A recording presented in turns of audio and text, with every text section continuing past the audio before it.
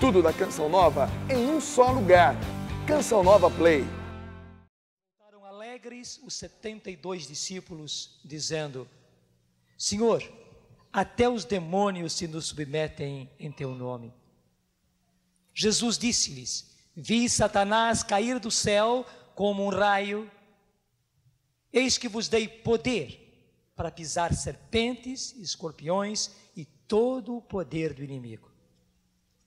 Contudo, não vos alegreis, porque os espíritos estão sujeitos, mas alegrai-vos de que os vossos nomes estejam inscritos nos céus.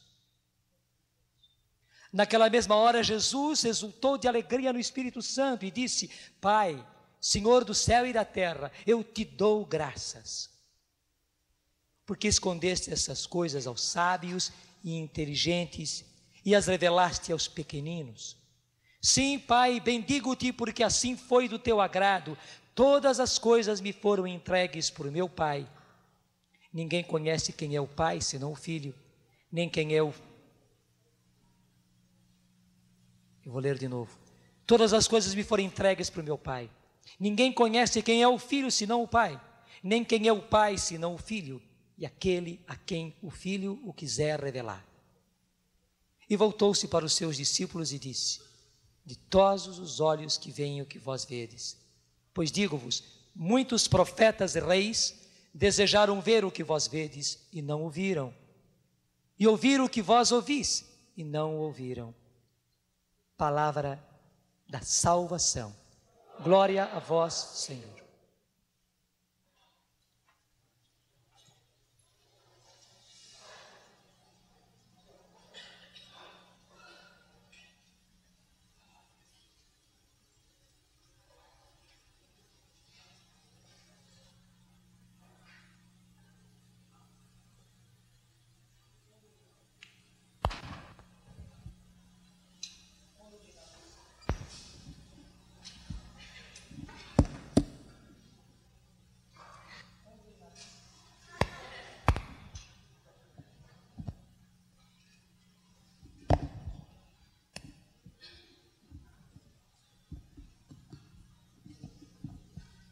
Então não vou dizer a mesma coisa agora.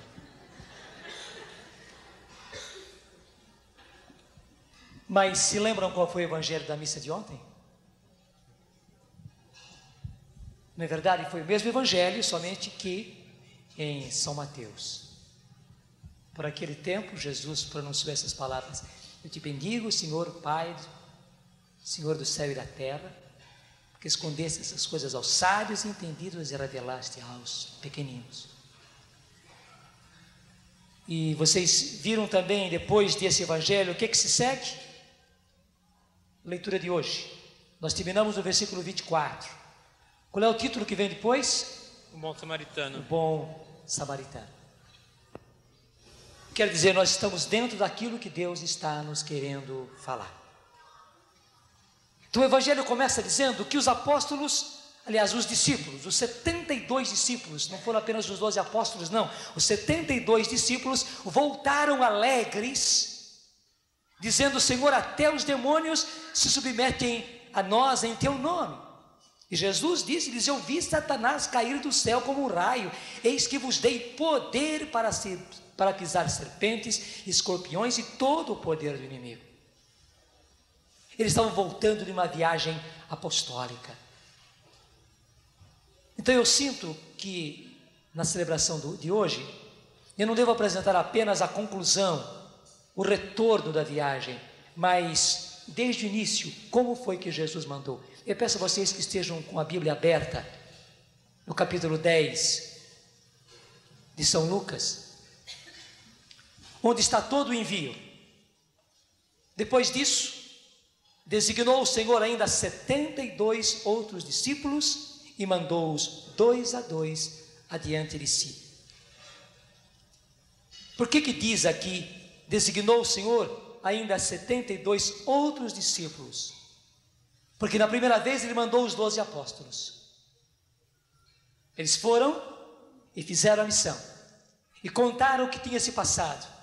Daí Jesus, num ato de maior coragem, mandou não apenas os 12, os mais íntimos, mandou os 72. E eles foram. E mandou-os 2 a 2 adiante de si, por todas as cidades e lugares por onde ele devia ir. Meus irmãos, foi um ato de coragem de Jesus. Porque a vida pública de Jesus demorou 3 anos, não é verdade? E alguns explicam que nem foram 3 anos completos. Foi parte de um ano inteiro e parte do outro ano. Não há nenhuma prova concreta assim. Mas bons exegetas dizem que nem chegou a ser 3 anos, quer dizer, um ano inteirinho, outro ano inteirinho, outro ano inteirinho. Mas de acordo com a maneira dos judeus falarem, foi 3 anos, foram 3 anos. Somente que foi parte de um ano, depois um ano inteiro e parte do outro ano. Apenas que Jesus fez a sua missão de vida pública. Mas mesmo que sejam 3 anos inteirinhos, gente, 3 anos é pouco tempo. Portanto, Jesus enviou seus apóstolos bem antes de 3 anos. Talvez no final do 2º ano, já os mandou. E por que é que Jesus os mandou? Porque o momento era urgente. Aqui o Evangelho de São Lucas não mostra, mas lá atrás, no Evangelho de São Mateus, mostra o porquê. Porque, em primeiro lugar, o próprio Jesus foi de cidade em cidade, de aldeia em aldeia. Diz aqui, Evangelho de São Mateus, capítulo 9, versículo 35.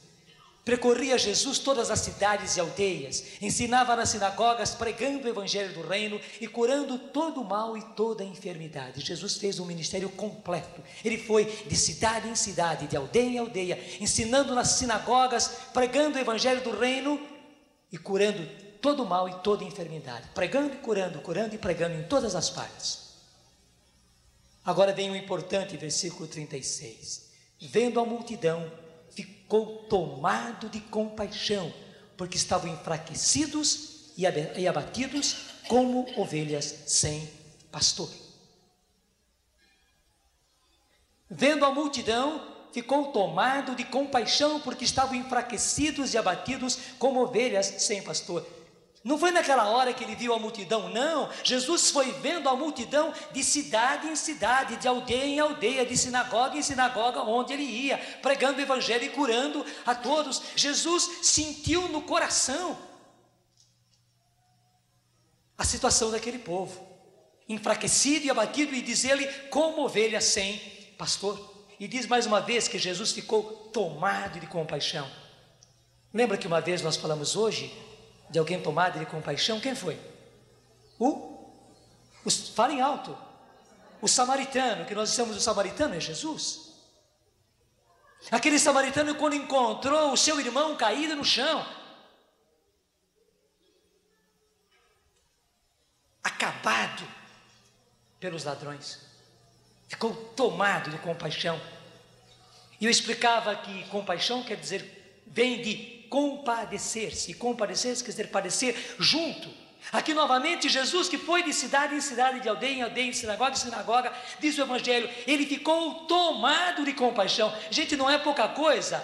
Não apenas ele teve compaixão, ele ficou tomado de compaixão. E compaixão é compadecer-se. Jesus de tal maneira sofreu com aquele povo, que ele ficou tomado, ficou possuído, a palavra é esta, ficou possuído de compaixão. Sofrendo com aquele povo, o coração de Jesus latejava, vendo a situação do povo que estava abatido e enfraquecido como ovelhas sem pastor. E a expressão de Jesus é a mesma que nós vimos lá no capítulo 10 de São Lucas. Disse então, a messe é grande, mas os operários são poucos. Pedi, pois, ao Senhor da messe que envie operários para a sua messe. Jesus percebeu que eram poucos os operários. O trabalho era tanto, a messe era tão grande, que os operários eram poucos. Eu já falei isso outras vezes, mas vale a pena a gente repetir. Nós não temos no nosso linguajar comum a expressão messe. O que é a messe? A messe é uma plantação pronta para ser colhida. Ou ela é colhida e se salva, ou ela não é colhida e se perde. Porque há certas coisas que são assim, né? Se você não colhe na hora certa, perde tudo. A messe é justamente isso, é uma colheita que está prontinha para ser colhida. Se você colheu, é uma beleza. Se você não conseguiu colher, você acaba perdendo, que passa da hora. Não pode colher antes e também não pode colher depois, tem que ser colhido na hora. Então são aqueles poucos dias para colher e salvar todo o trabalho que foi feito.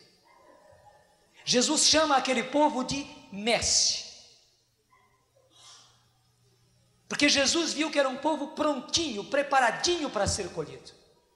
Ou eles eram colhidos naquela hora ou se perdiam. E por isso que Jesus diz aos seus discípulos: rogai, rogai junto comigo ao Senhor da messe, rogai ao Pai que mande operários para a sua messe. Foi a primeira vez que Jesus sentiu isso. Eu diria, Jesus sentiu a sua impotência. Ele, enviado pelo Pai como homem, tinha diante de si aquela multidão. Embora ele fosse de cidade em cidade, de aldeia em aldeia, ele se sentiu impotente diante do trabalho a ser feito. Naquela hora Jesus percebeu que o Pai não queria que ele fizesse o trabalho sozinho. O Pai queria que Jesus fizesse o seu trabalho com os seus apóstolos, com os seus discípulos. É por isso que diz logo em seguida, o capítulo 10 de São Mateus, que ele chamou os 12, Jesus reuniu os seus 12 discípulos, conferiu-lhes poder de expulsar os demônios, os espíritos imundos e de curar todo o mal e toda enfermidade. E os mandou. Está lá no versículo 6, ides antes as ovelhas que se perderam da casa de Israel. Por onde andardes, anunciai que o reino dos céus está próximo. Curai os doentes, ressuscitai os mortos, purificai os leprosos, expulsai os demônios, recebestes de graça dai. Porque era urgente, era urgente. E diz o Evangelho, eles foram, eles pregaram, eles curaram, voltaram contentes. Jesus então criou mais coragem ainda, e nós vimos a leitura de hoje. Ele mandou na segunda vez, não apenas os 12 apóstolos, mandou então agora os 72, da mesma forma, com a mesma missão, para que fossem. Por quê? Porque a messe era grande, os operários eram poucos, Jesus sentia-se impotente, e Jesus precisava lançar logo os seus discípulos na missão. Ele foi ousado. Eles não estavam com Jesus nem 2 anos completos, e Jesus já os estava enviando em missão, porque era preciso, porque aquele povo estava precisando. Gente, eu falei tudo isso para trazer agora para nós. Nós estamos vivendo hoje a mesma situação. Jesus percorrendo as nossas cidades, Jesus percorrendo as nossas paróquias, Jesus percorrendo as nossas comunidades, ele olha para o povo e vê que é um povo abatido, enfraquecido, como ovelhas sem pastor. E dizendo isso, não está falando de padre, não está falando de bispo, não é nada disso. É que o povo está realmente na pior. Está.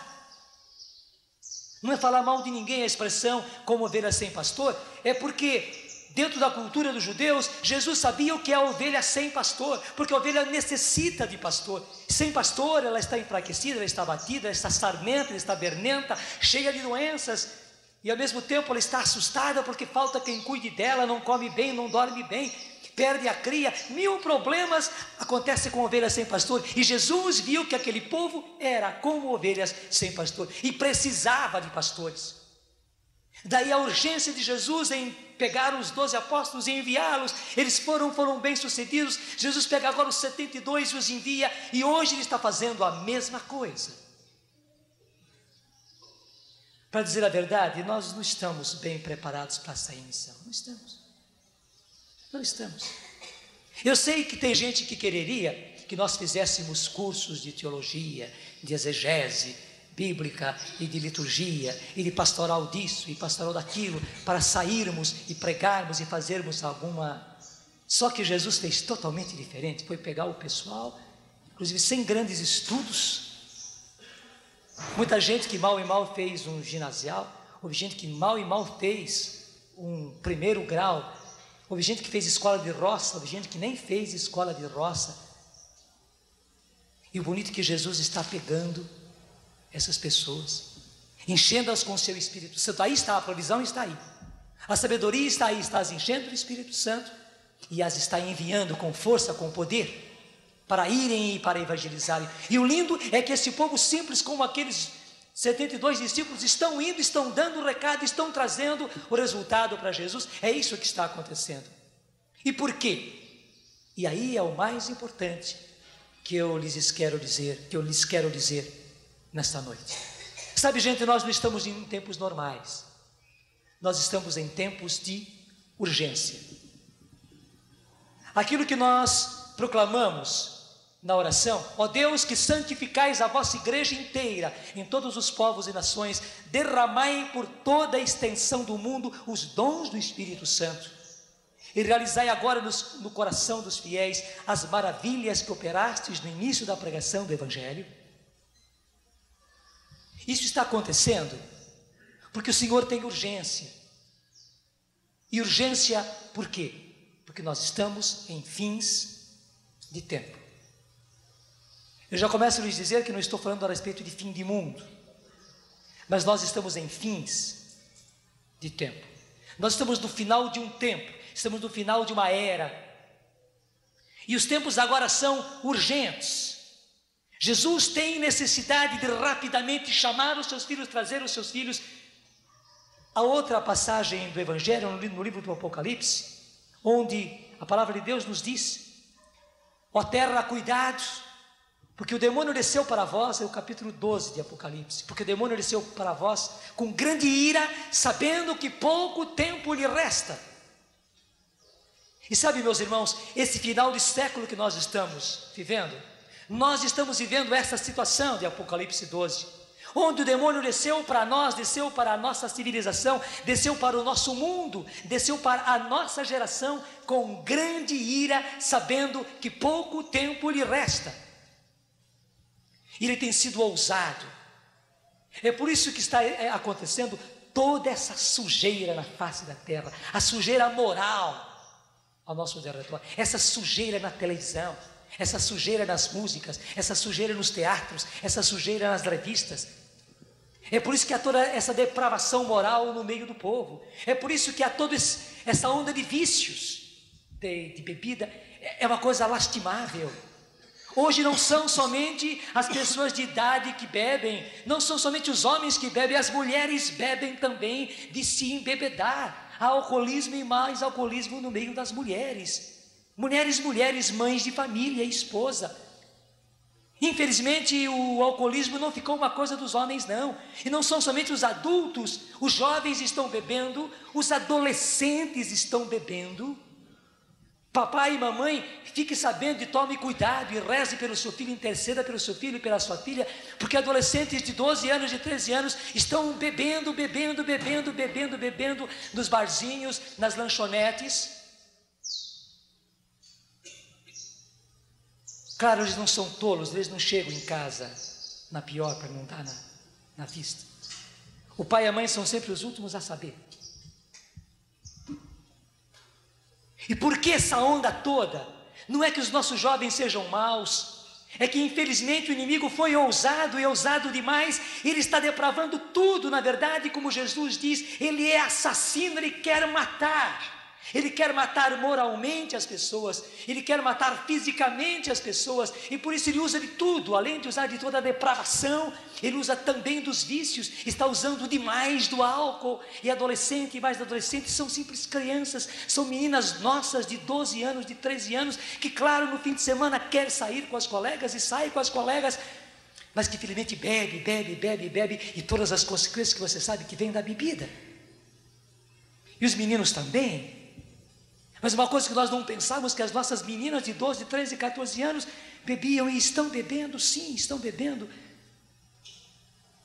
Por quê? Pela ousadia do inimigo que quer acabar com aquilo que nós temos de mais lindo, que é a nossa juventude, que são as nossas crianças. Ainda são, na verdade, crianças. Hoje as nossas crianças são muito grandes, parece que já têm um corpo avantajado, né? Mas são todas crianças de 12, de 13 anos. E o inimigo pegou de mira elas e quer pegar as nossas meninas e os nossos meninos e amarfanhá-los como se amarfanha uma flor. Quer pegar as nossas flores e jogar no chão e pisar em cima das nossas flores. E nós não podemos ficar cegos diante desse espetáculo. É uma tristeza, meus irmãos, é uma tristeza, é uma ousadia demasiada, e se nós não aguentamos isso e não devíamos aguentar, é que na verdade o inimigo ele é jeitoso, ele vai dando anestésico na gente, assim aos pouquinhos, ele pega a seringa de anestésico e dá um pouquinho, depois mais um pouquinho, e mais um pouquinho, e mais um pouquinho, e vai anestesiando a gente, a consciência da gente vai sendo anestesiada, a visão da gente vai sendo anestesiada, e achamos tudo normal, normal. Os nossos adolescentes de 12, 13 anos bebem, se prostituem, as nossas meninas de 12, 13, 14 anos fazem programas nos motéis, às vezes nem chegam no motel, é no carro mesmo, e se não tem carro é por aí, e não falta lugar, e trocam casa umas com as outras, quando o pai não está, quando a mãe não está, e os nossos adolescentes são muito espertos, e está todo mundo anestesiado, e parece que está tudo muito bom, tudo muito bonito, assim como a televisão pinta tudo isso com cores muito bonitas, né? E casas muito bonitas e luxuosas, e carros muito na última moda. Nós bebemos tudo isso, achamos tudo normal, tudo natural, até batemos palmas a isso tudo, e aplaudimos e bebemos isso todo dia, e não percebemos a anestesia em que estamos, e como o inimigo de Deus e nós está pegando a coisa mais linda que nós temos, as nossas crianças, os nossos adolescentes, os nossos jovens, e está matando-os moralmente, matando-os psicologicamente, matando-os fisicamente até mesmo. Eu nem toquei em drogas ainda. Falei apenas em bebida. Ele está matando os nossos jovens. Ninguém desconhece que maconha e os outros entorpecentes passam na porta das nossas escolas. E gente, isso não é coisa da cidade grande de São Paulo e Rio, não. Isso é coisa das cidades chamadas pequenas. É a sua cidade. Como é que se chama a sua cidade? Diga para mim. Como é que se chama a sua cidade? Saiba que lá o inimigo está fazendo um grande estrago com drogas, com bebida. É na cidade da qual você disse o nome. Qual é o seu bairro? Qual é o seu bairro? É também que é do centro, né? Qual é o seu bairro? Sabe que lá no seu bairro, se você tiver olhos abertos, esse bairro que você citou agora, o inimigo está fazendo um estrago com os adolescentes, com os jovens, com as crianças, com o homem, com a mulher. E se nós estamos anestesiados, Deus não está, graças a Deus. E Deus não suporta mais isso. Ele não está contra nós, Ele não está contra os homens, Ele não está contra os nossos jovens. Nós pensamos às vezes que Deus está de dedo levantado contra as pessoas erradas e viciadas. Não, Deus não tem nada contra eles, porque eles são vítimas, infelizmente, mas são vítimas. Mas Deus tem tudo contra o inimigo que foi ousado demais, e o Senhor já decretou expulsá-lo. E na verdade, nós estamos vivendo Apocalipse 12, cuidado a terra, porque o demônio desceu para vós, cheio de grande ira, sabendo que pouco tempo lhe resta. E realmente, irmãos, pouco tempo resta para ele. E é por isso que ele está com toda essa ousadia. Nós estamos no fim de um tempo, onde Deus vai intervir. Há tanta sujeira na face da terra, que Deus não aguenta mais. E Ele vai limpar, Ele vai lavar a face da terra. Ele precisa, porque Ele é Pai, Ele precisa fazer isso, Ele quer fazer isso. Por amor da sua casa e por amor dos seus filhos, Ele vai intervir e vai lavar a face da terra. Eu já contei isso muitas vezes. Quero contar mais uma vez, porque a comparação ela é muito boa, muito forte.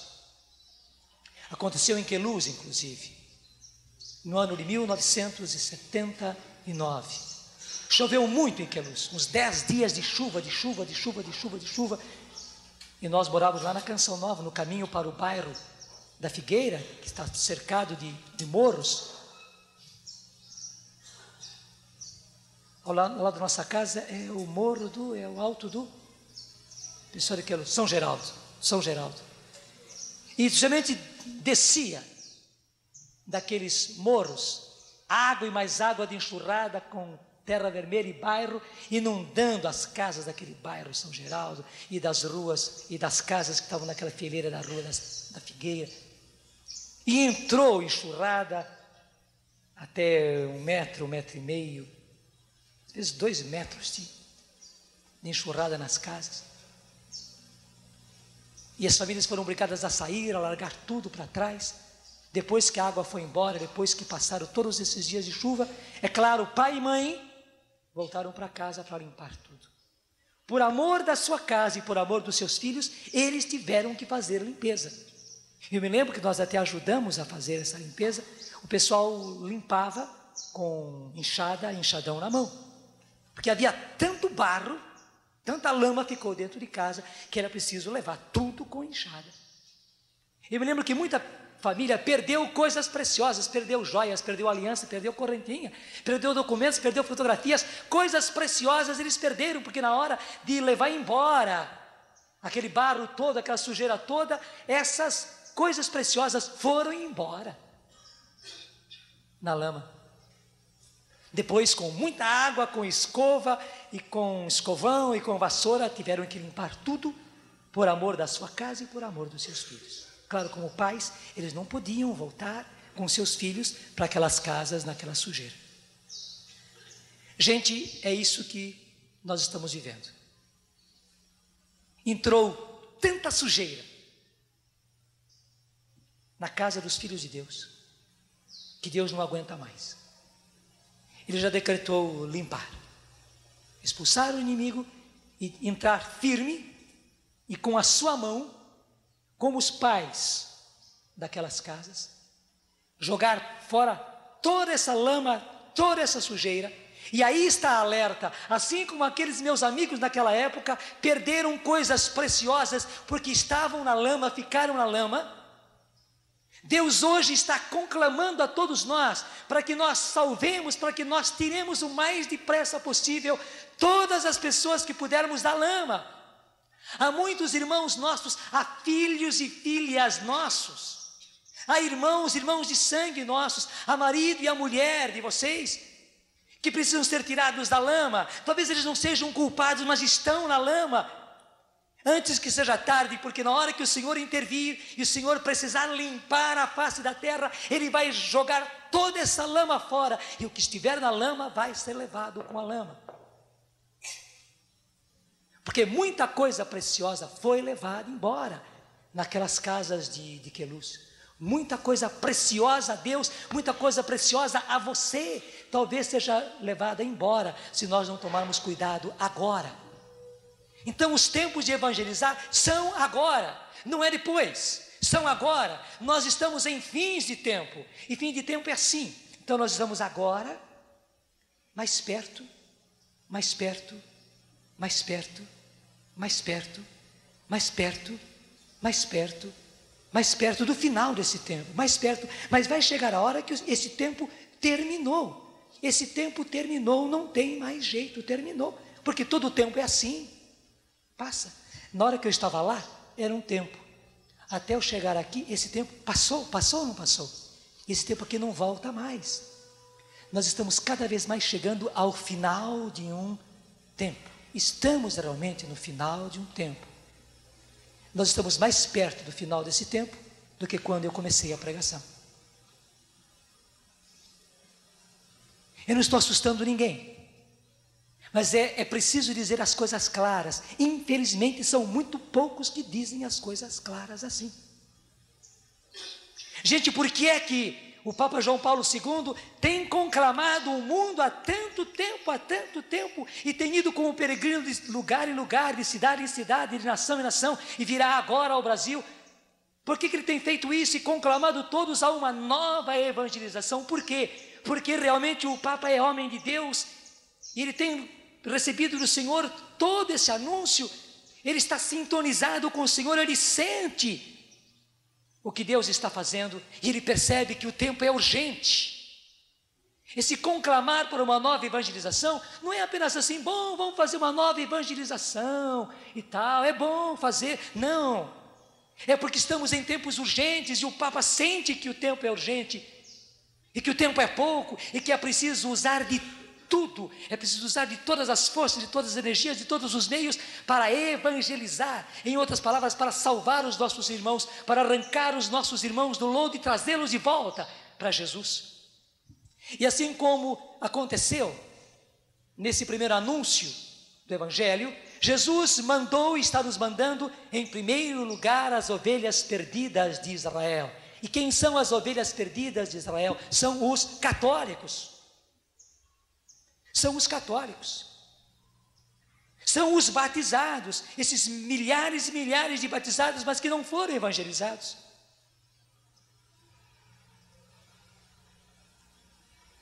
Eu sei que 2/3 da humanidade, veja bem, 2/3, 1/3, 2/3, 3/3, 1/3 da humanidade conhece Jesus. 2/3 da humanidade não conhecem Jesus. Tem toda a África, tem toda a Índia, e aqueles países, aquelas nações imensas, do Paquistão, com tanta gente, gente e mais gente na China, gente e mais gente na China, que não conhecem Jesus. Eles também precisarão receber o Evangelho, e o Senhor deve ter planos a respeito disso. Mas hoje o coração do Senhor está dolorido. Jesus está naquela situação de estar com o coração tomado de compaixão, vendo que os seus batizados, católicos, são como ovelhas sem pastor, enfraquecidos e abatidos e caídos no chão. E é por isso que Ele nos chama, e é por isso que Ele nos dá todo o poder do Espírito. Gente, nós não estamos em época privilegiada, que eu vou se der.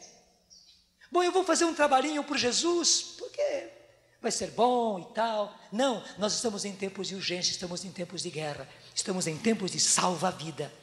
Ou nós salvamos, ou nós deixamos perecer os nossos irmãos.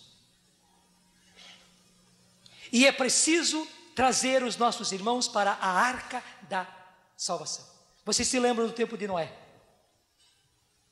Quanta gente gozou de Noé? Gente, a renovação carismática, ela não é tudo. Mas com muita simplicidade, mas com muita veracidade, eu devo dizer, Deus quis que a renovação carismática fosse como a arca de Noé. Uma arca de salvação para os nossos irmãos nestes tempos. Os nossos irmãos batizados, os nossos irmãos católicos. Digam o que disserem, gozem o quanto quiserem gozar, nos desprezem, nos joguem fora, mas não podemos negar que Deus fez da renovação com todas as falhas que ela tem, com todos os defeitos que ela tem, porque ela é humana também, e nós enfeiamos a renovação, mas ela tem sido, por escolha de Deus, uma arca de salvação, como nos tempos de Noé.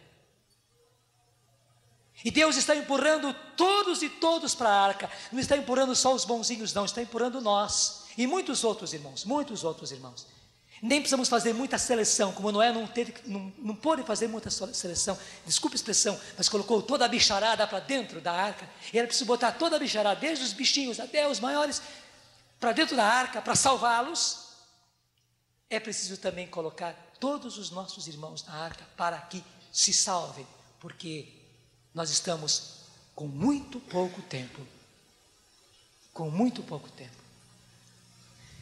Daí nós começamos a entender tudo que o Senhor está fazendo conosco neste congresso. Não pensem que é um tempo assim florido, bonito, então vamos melhorar um pouco o nosso modo de trabalhar, vamos fazer coisas diferentes, novas. Não, gente, não é isso. Nós estamos aqui recebendo treinamento de salva-vida, treinamento de primeiros socorros para salvar a quem pudermos salvar. E é para isso que Jesus está nos chamando. Eu estou apenas no primeiro versículo do capítulo 10 de São Lucas. Eu repito, depois disso designou o Senhor ainda 72 outros discípulos e mandou-os 2 a 2 adiante de si por todas as cidades e lugares para onde ele tinha de ir. É assim que nós estamos sendo enviados.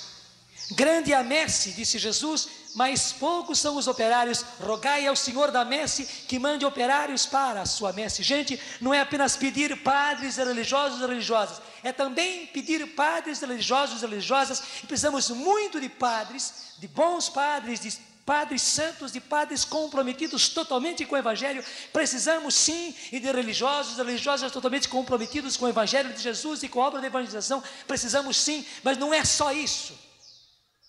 Os operários são muito poucos para essa multidão que está aí, sem falar os que não conhecem a Cristo. Só os católicos, só os batizados que não conhecem a Cristo são uma multidão. Eu peço de novo que você diga, como é que se chama a sua cidade? E como é que se chama o seu bairro? É verdade ou não é verdade que lá há uma multidão de católicos batizados, que agora no censo está dizendo que é católico, quando passa o pessoal para saber que religião que é, dizendo que é católico, e que, desculpe a expressão, né, não é de nada. Só que hoje o pessoal está sendo mais definido. Quanta gente está dizendo com clareza que é espírita, está dizendo que é umbandista,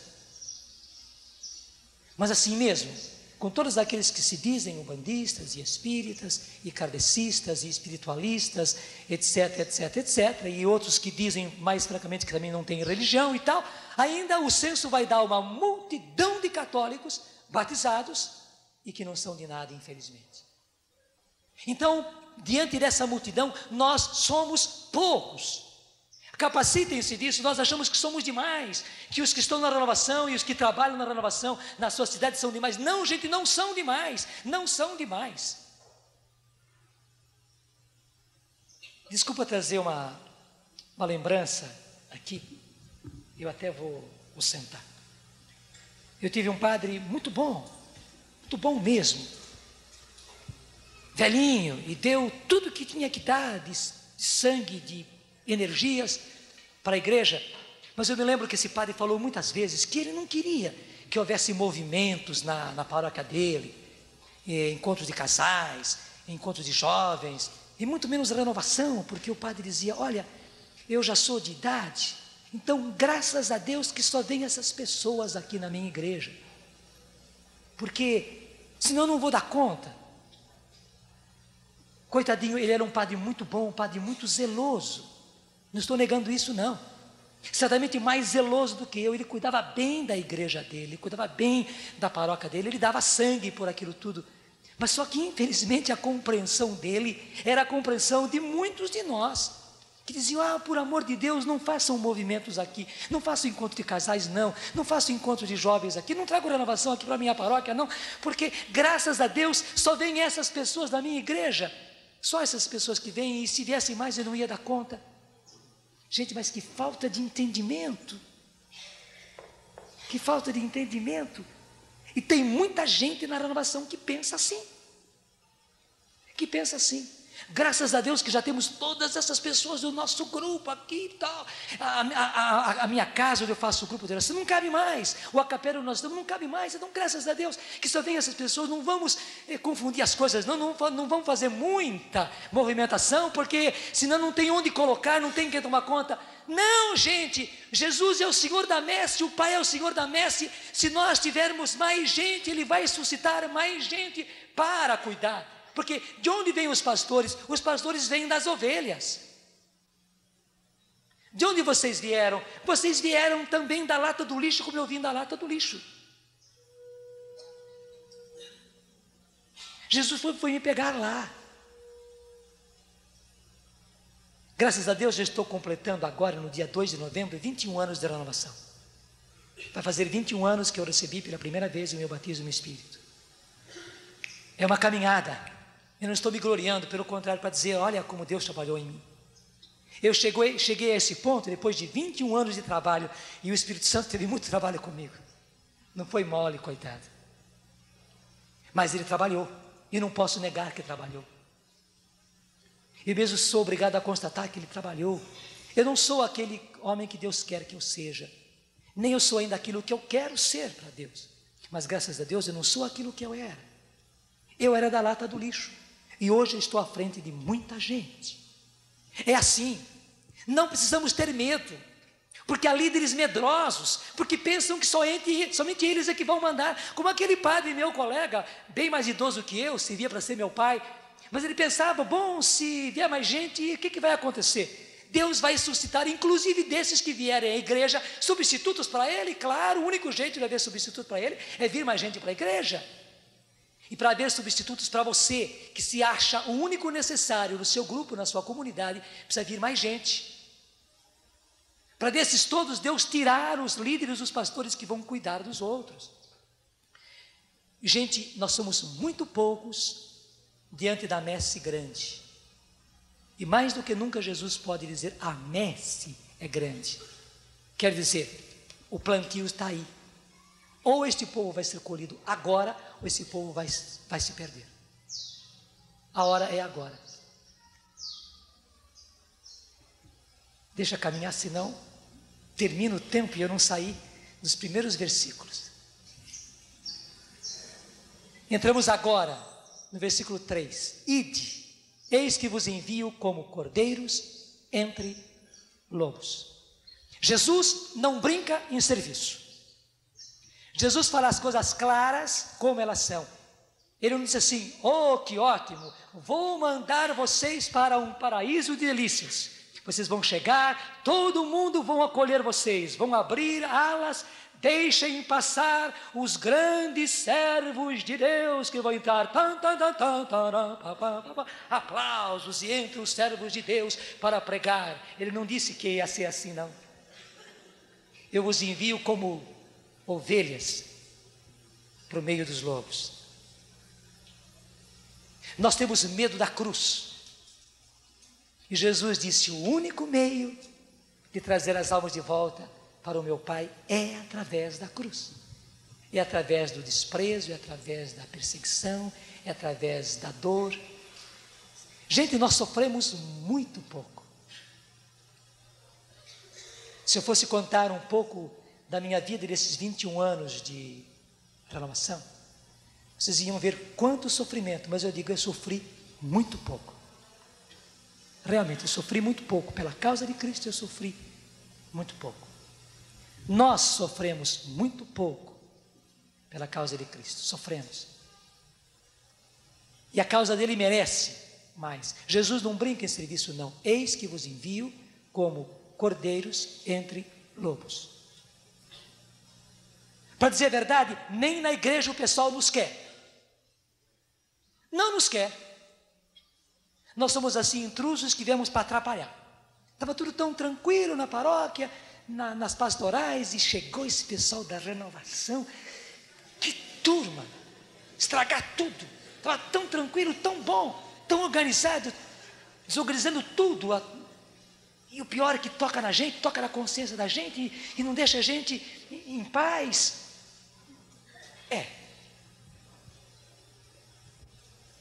E muitas das perseguições é por causa disso. Na verdade não somos nós, não. É aquele que nós trazemos em nós que atormenta as pessoas. É aquele que nós trazemos em nós, o Espírito Santo, que atormenta as pessoas e não as deixa em paz, porque o Espírito Santo não quer água parada. Não quer. O Espírito Santo precisa de uma igreja em movimento, uma igreja que se renove. E as pessoas não querem sair da acomodação, preferem uma igreja tranquila.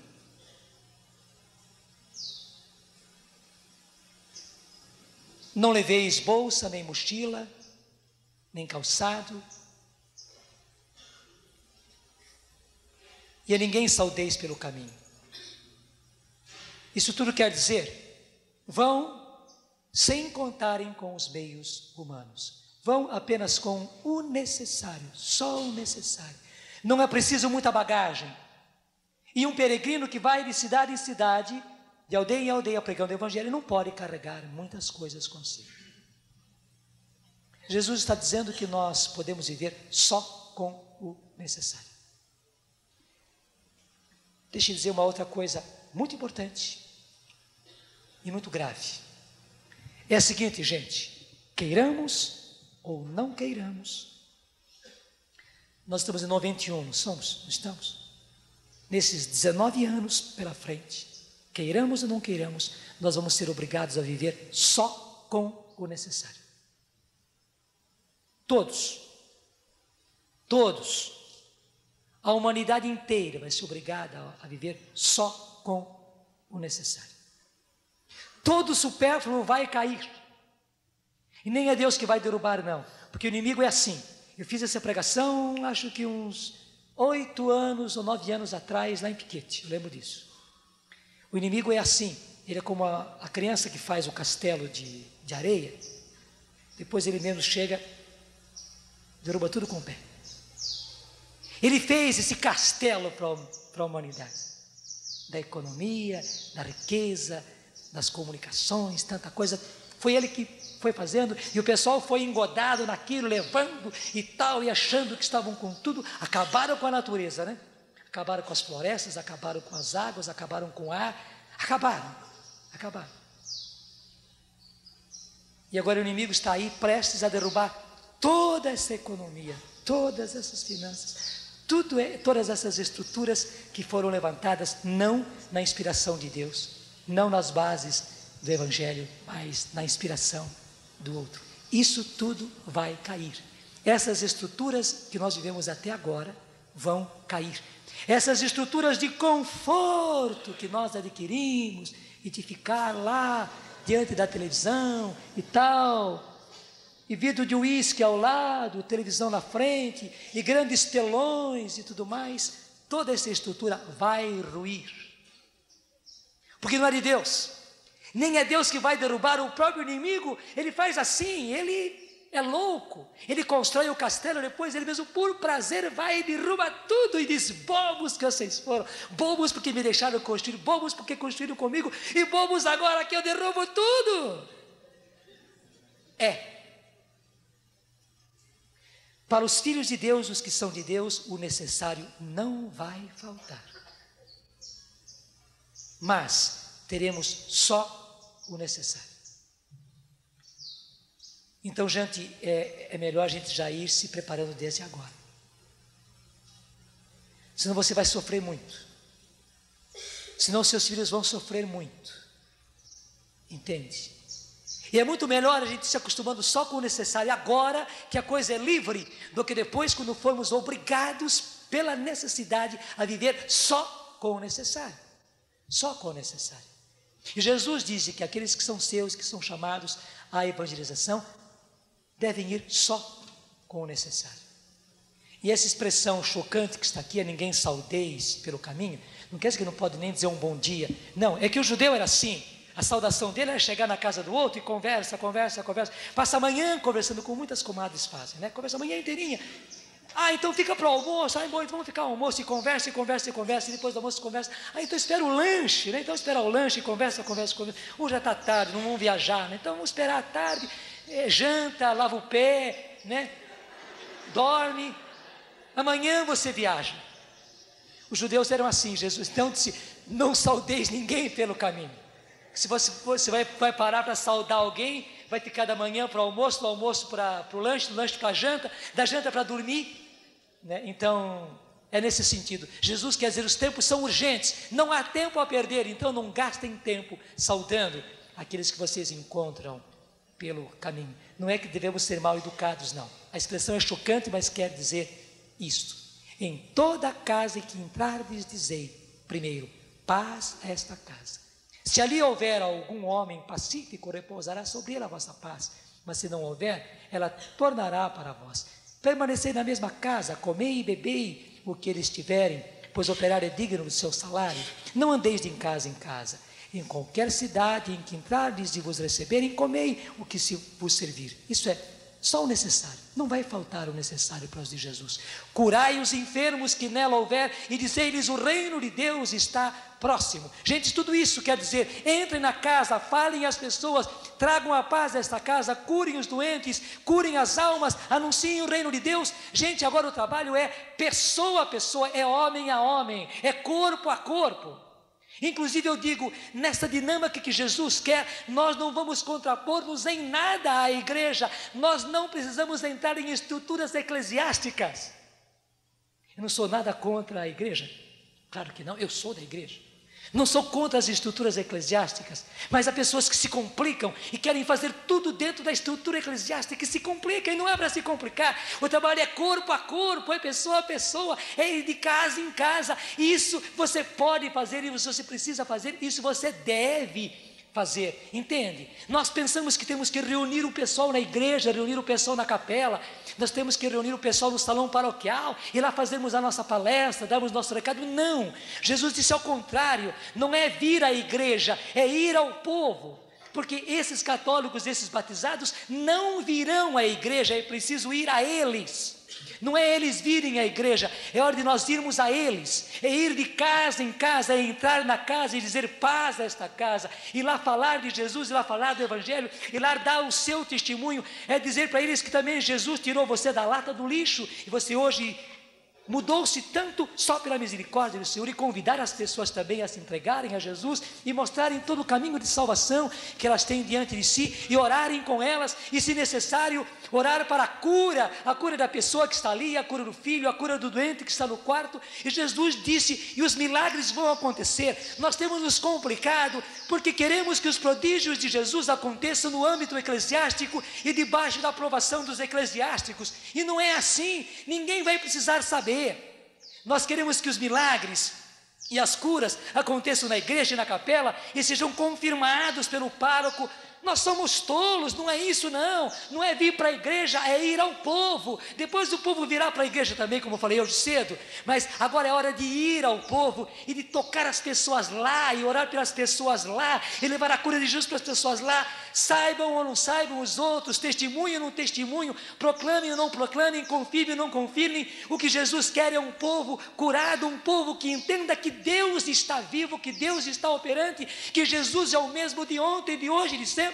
Infelizmente a nossa igreja tem sido uma igreja de nada, uma igreja de gozação, uma igreja de ridículo, porque os prodígios de Jesus não se realizam hoje, e Jesus quer que se realize. Os nossos inimigos têm gozado na nossa cara, perguntando: onde é que está o vosso Deus? Onde é que está o vosso Cristo? Vocês dizem, Ele está no meio de nós. O que é que Ele está fazendo? Nos terreiros de Macumba, veja o que acontece todas as noites e todas as tardes. Que espetáculo! O nosso rei se manifesta lá. Onde é que está o rei de vocês?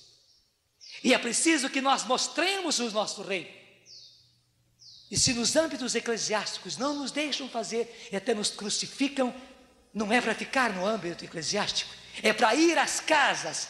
Eu não estou mudando as coisas, eu estou apenas mostrando para vocês o que é que Jesus mandou e está mandando. É que nós temos sido tolos, nós queremos fazer tudo dentro de um âmbito eclesiástico.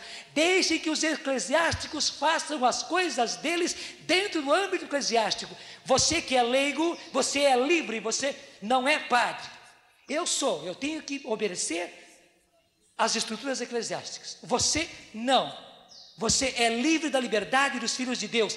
Você está sendo mandado por Jesus, você está sendo mandado por João Paulo II, que proclamou a nova evangelização, para que você vá de casa em casa, de pessoa em pessoa, homem a homem, corpo a corpo, levar o Evangelho. Está percebendo? E lá você ore pelas pessoas, lá você leve a cura para as pessoas, a cura do corpo, a cura da alma, a cura do espírito. Assim eles saberão e proclamarão que Deus existe, que o nosso Deus se manifesta, que o nosso rei é muito mais vivo e muito mais operante do que o rei dos centros de Macumba, porque o nosso Deus tem sido vilipendiado, o nome do nosso Deus tem sido desonrado, porque nós cristãos não temos feito com que o nosso Deus se manifeste, enquanto que os outros têm feito com que o príncipe das trevas se manifeste, inclusive com força e poder, realizando os prodígios dele nos centros de Macumba. E quanta gente indo para lá, quanta gente indo para lá, quanta gente indo para lá.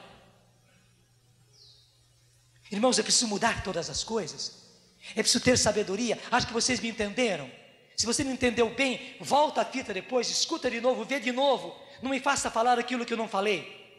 Se não entendeu bem, se está entendendo mal talvez o que estou dizendo agora, se você ficou confuso, por favor, pega a fita de novo, volta para trás, escuta o que eu falei certinho, veja o que eu falei, inclusive com a minha cara. Eu não estou falando nada contra a igreja, nada, reveja o que eu falei. Mas estou dizendo que a ordem de Jesus não é ficar dentro dos âmbitos eclesiásticos. Nós temos nos complicado por isso. A ordem de Jesus é muito mais simples e muito mais eficaz. É ir. Porque esses católicos batizados não virão à igreja, nós precisamos ir a eles, é lá que nós vamos levar-lhes o alimento da palavra. Eles estão caídos no caminho, como falava hoje cedo daquele homem que foi vítima dos ladrões, e nós, samaritanos, com Jesus, o samaritano, temos que ir a ele, porque ele não virá de volta para Jerusalém, a não ser que a gente vá pegá-lo no caminho. Então é isso que Jesus está dizendo. Mas se entrardes em alguma cidade e não os receberem, saindo pelas suas praças, dizei: até o pó que se pegou a nossa que se pegou da vossa cidade, sacudimos contra vós. Sabei, contudo, que o reino de Deus está próximo. O que quer dizer isso? Eu sei que houve alguns padres missionários que pegaram a sandália e bateram assim na saída da cidade e amaldiçoando a cidade. Não é isso. Jesus nunca mandou amaldiçoar ninguém. Essa expressão quer dizer: eu não levo nada no coração, nenhum ressentimento, nenhuma mágoa. Não me aceitaram, eu sou condenado à crucifixão. Não me deviam nenhuma gratidão, então não me aceitaram e me rejeitaram. Eu saio daqui tranquilo. Até o pó que eu peguei da cidade de vocês, eu deixo para trás. Não levo nada. Entende o que quer dizer isso? Eu vou assim de coração limpo. Mas sabei que o reino de Deus está próximo. E o Evangelho de São Mateus vai dizer: se não receberam aqui, vão a outra cidade, lá haverá quem precisa de ser evangelizado. Jesus disse: antes que vocês percorram todas as cidades, o Filho do Homem já terá voltado. Esse que eu digo para você: se não recebem você numa comunidade, vai para outra. Se não recebem você numa paróquia, vai para outra. Nós temos essa liberdade dentro da igreja. Esse padre não te aceita, vai para outra igreja, para outra paróquia, para outra capela.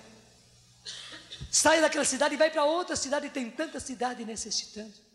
Jesus disse: antes que você percorra todas as cidades necessitadas, o Filho do Homem já terá chegado.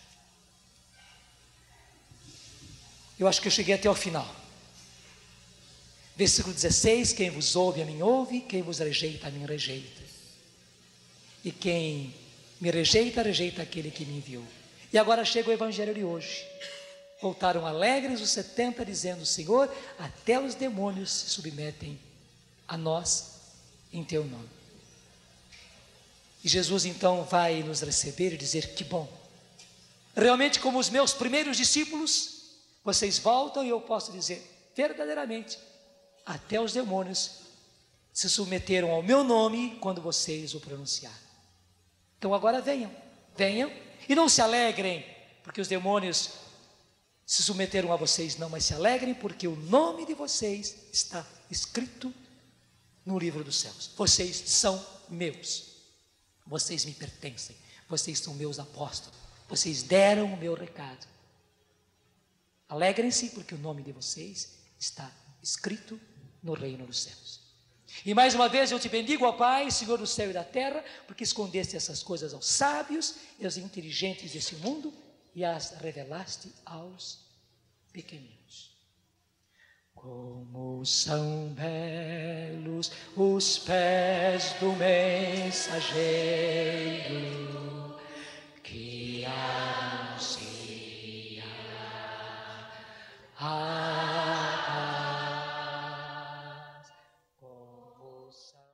tudo da Canção Nova em um só lugar.